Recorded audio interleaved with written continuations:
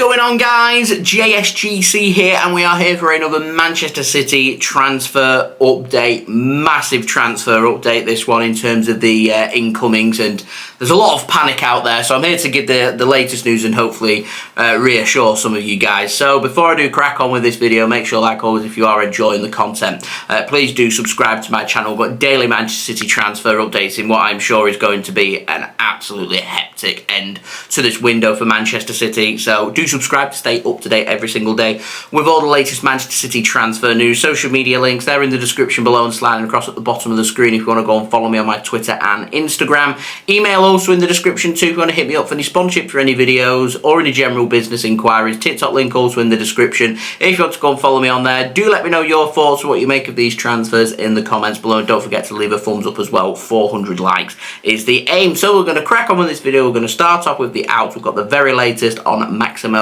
Perrone. Now, The Athletic have confirmed that Maximo Perrone's agent, he has travelled to Spain to sort out and complete a loan move, which is going to see Maximo Perrone join UD Las Palmas in Spain. Pep apparently recommended Maximo Perrone to Las Palmas' head coach, so they're choosing to take that up, and they're going to promise to get him regular game time and regular minutes in La Liga, which I'm sure will be a cracking move. So I'm looking forward to keeping my eyes on his development and where we go from there. Now, moving on, we've got the very latest on Cole Palmer, and it's getting very interesting. This Patrick Berger in Germany says that Borussia Dortmund, they are very interested in signing Cole Palmer, but they do feel like he's going to be too expensive for them. Man City looking for over £30 million when it comes to Cole Palmer. Now, if we do end up selling him, and I start to identify some clubs that would be really good for him to join, Borussia Dortmund would be right up there as one of the best moves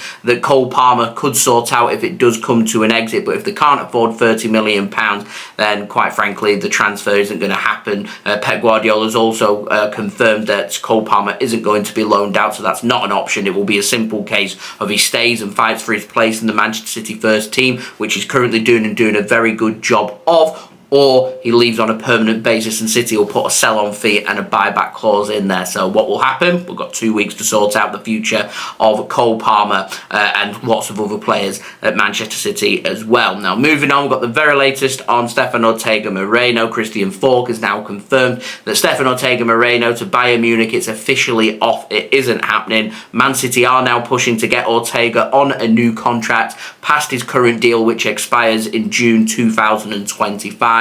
Man City also pushing for Ortega Moreno to get a nice little pay rise as well. Good news that for everybody involved in that transfer other than Bayern Munich, so happy days. Now, moving on to the final transfer, Joao Cancelo. I'm going to keep my opinions to myself on this, but Fabrizio Romano has confirmed, and it's also been confirmed by the Mail as well, that Barcelona are set to sign Joao Cancelo on loan from Manchester City. Fabrizio Romano has said they're working on a loan deal with an option to buy rather than an obligation to buy. I had previously reported that there is some interest from Saudi Arabia. I presume Joao Cancelo's keen on that move to Barcelona, so it looks like it's going to be a loan option. A loan with an option to buy, which, as I said, JSGC. I've expressed my opinions on this in previous videos, so no comments. If I speak, I am in big trouble, so we're just going to move on to the ins. Romeo Lavia, former Manchester City man, got the latest on him. He's joined Chelsea from Southampton in a deal worth £53 million, with a sell-on fee included on that deal. Manchester City are believed to be picking up between £8 to £9 million. Duncan Castles has confirmed that Manchester City did have the option to match Chelsea's bid of £53 million. Manchester City have said no, they'd rather have the £8 to £9 million instead, which City will receive, so that'll be a welcome bit of income there for Manchester City to put towards potentially bringing in somebody else. It does mean, though, that now that he's left Southampton, Man City no longer have first dibs or any extras involving Romeo Lavia. If we want to sign Romeo Lavia in the future, it will have to be a negotiated transfer like all other transfers. Now, moving on, we've got the very latest on Valentin Barco. Had a big update in yesterday's transfer update. If you want to go and check that out, that would be much appreciated. Anyway, Martin Blackburn, he said that his sources have confirmed close to Manchester City that City are indeed interested in signing Valentin Valentin Barco from Boca Juniors. So that would be a really interesting signing. He's a 19-year-old left back. As I said, went into much more detail in my previous video if you want to go and check that out, where I discussed that transfer a little bit more and talk about what Barco could bring to Manchester City, what that deal could mean, and all that kind of good stuff. But it's just putting more clarification and more reliability on the story that City are indeed looking at Valentin Barco. Now, moving on, we've got the latest on Jeremy Doku. Sacha Tavolieri has said that he expects Manchester City to make a move for Jeremy Doku very soon at Stade Rennais.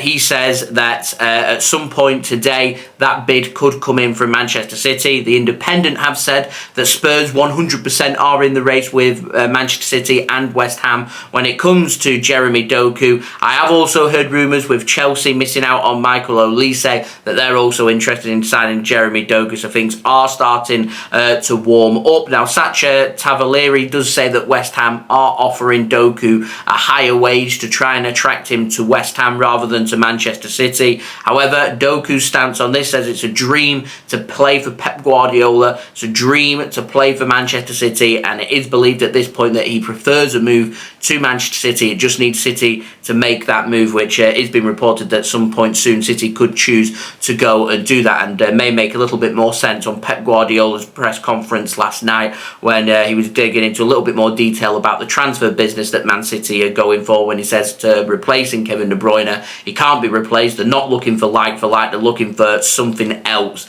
And that could be, to me, pointing towards a winger, which may free up Phil Foden and Bernardo Silva to move more as a central midfielder rather than a winger, which may be the direction that City choose to head in. We'll have to wait and see. Now, moving on, we've got the very latest on Dani Olmo, and Sacha Tavolieri does say that Dani Olmo, he was a target for Manchester City earlier this summer. He remains a target for Manchester City should the Lucas Paqueta transfer not materialise at all. However, Sky Sports News in Germany via manager for RB Leipzig, Marco Rose, has confirmed that Dani Olmo will not be sold by RB Leipzig.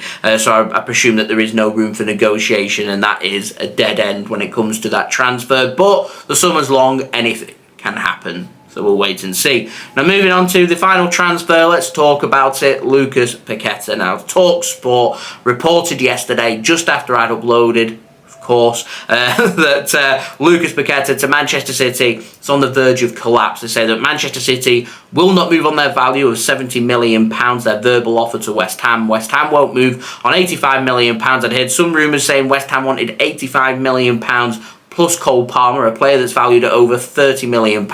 So looking at a transfer deal worth over £115 million, which is more than that of Declan Rice. Declan Rice is a more experienced player, homegrown, English, Premier League tax, the whole lot. But Lucas Paqueta, an extra £10 million. I feel like West Ham may have been using the transfer of Moises Caicedo here to try and value Lucas Paqueta, whatever it is, priced out of a move to Manchester City. So they were saying that that move now potentially has collapsed and is off. And Sky Sports were saying that it could change at this moment in time. However, it's 90% sure at this moment in time that a deal for Lucas Paqueta to join Manchester City will not happen. And Alan Nixon says that the deal has collapsed due to confidential issues, and City are hurriedly looking at other alternatives. Fabrizio Romano then confirmed that the deal is currently off and on the verge of collapsing. Jacob Steinberg said that West Ham's expectation right now is Lucas Paqueta stays at the club, but he does say that Paqueta hasn't given up on hope of joining Manchester City. Now, I want to go back to what Alan Nixon was just saying there, which is confidential issues why this deal collapsed, because everyone thought it was financial issues. It isn't financial issues. The Daily Mail has put further clarification on that and said that, and this is big news, this, Lucas Paqueta is being investigated by the FA, by FIFA, for potential betting breaches that have happened in Brazil. And that is the reason why Manchester City very hastily have decided to walk away from this deal. Now, Fred Caldeira on Twitter says that Manchester City have now ended all interest and negotiations when it comes to Lucas Paqueta because of these betting breaches. Jack Gaughan has said that City actively are looking in the market, as confirmed by Pep Guardiola, at other alternatives right now. There's not long left of the window. Man City may not have time to bring in a central midfielder. If that's the case, we'll address that after the window has ended. As I said, City will look at other positions and other alternatives to try and free up the squad. Even potentially a winger. Jeremy Doku, very doable transfer. If I were Manchester City, I'd be pushing really hard to get that in, get a bit more reinforcements. It may mean a case that James McAtee and Cole Palmer have to stay at Manchester City. So those that are keen on the academy players being given their chance, well, this season could be a big season for the likes of McAtee, the likes of Cole Palmer, the likes of Phil Foden. We're needing these players really to hit the ground running and really step up, because Man City's deals when it's come to central midfielders, Bellingham ended up going to Real Madrid, missed out on Declan Rice because we weren't prepared to pay the cash, missed out here on Lucas Paqueta. We're not just looking at an alternative and plan B, we're now moving on to plan D, plan E, and that smells to me of desperation. And knowing what Man City do in the market, I can see Man City holding off on a central midfielder and saying, hang on a minute, we don't want to do anything hasty and rush in and make the wrong signing. We want to get it right. And potentially that may leave an opening in the January window when we have more information on just how serious Kevin De Bruyne's injury is and his recovery time. At the moment, 3 to 4 months it'll take for De Bruyne to be back. He may never be the same, and if that is the case, City do have the cash to go out in January and get a deal sorted for somebody else, because right now we are running out of time to bring somebody else in. And the last thing I want is a desperation signing from Manchester City to bring in a player who isn't right for the team, who isn't right for the club. City need more time. I think City have been sleeping, been a bit lackadaisical, focusing maybe on the wrong areas. It is what it is. City have got a fantastic squad. We start bringing these players back from injuries. We need to keep them injury free. City need to manage their team very well, and to me they could do with 1 or 2 more additions just to give us a little bit more depth in our team, and it may allow us just to maybe loan out 1 or 2 of the young players that need more regular minutes. So at the moment we're not in an ideal situation when it comes to Man City's transfers. I'm relaxed because I know how good Man City's squad can be, and as I said, the key here is keeping players injury free. We can cope without Kevin De Bruyne, but we need to keep everybody else injury free. And if that's the case, we can still have a lot of success this season. We start dipping into 3 or 4 senior players are injured, and all of a sudden, like we are right now, our squad's very stretched, very thin. City can't afford any more injuries. And right now, with the market being open, to me, I would go out there, be prudent, and try and bring in a couple of players that can help bring in a little bit of depth, even if potentially it might just mean Man City have to go out there and maybe dip into the loan market, someone that's temporary, and say, come in, see how you get on, and we'll see if we can make it permanent. If it works, if it doesn't, we're needing you for a bit more depth. At the moment, it's not a disaster, but it's certainly not good when it comes to central midfielders. Now, Sky Sports have said that Man City have put this Lucas Paqueta deal on hold. Man City were close to getting a deal sorted for around £80 million until these charges happened. Sky Sports says that if these charges are sorted before transfer deadline day, Man City are happy to make a move again for Lucas Paqueta to get that one sorted. But with less than 2 weeks left of the window, I have my doubts about whether these betting breaches are going to go away in the space of 2 weeks unless Lucas Paqueta is able to prove his innocence very quickly to get this deal sorted. At the moment, it's clinging on by a thread. And Man City looking at other alternatives. We've got a little bit of time. What's going to happen? City's still active in the market, as confirmed by Pep Guardiola. Very interesting. Stay up to date, stay tuned, subscribe.